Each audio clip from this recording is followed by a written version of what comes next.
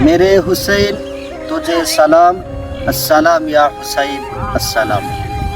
সম্মানিত ভিউয়ার্স, আমরা জানি যে মাস বর্তমানে চলছে পবিত্র মুহররম মাস, যে মাসে এমন হৃদয় বিদারক এক ঘটনা ঘটেছে যা ইতিহাসে কখনো ঘটেনি, ঘটবেও না।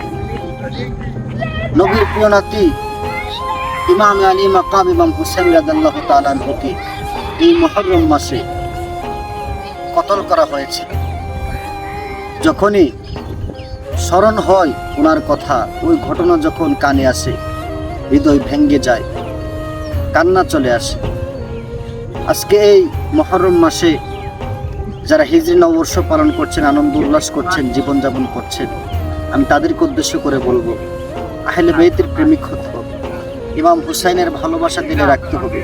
আল্লাহর হাবিব বলেছেন, যারা হুসাইনকে ভালোবাসতো তারা আমি নবীকে ভালোবাসি। হুসাইনের ভালোবাসা দিলে ধারণ করে চলতে হবে।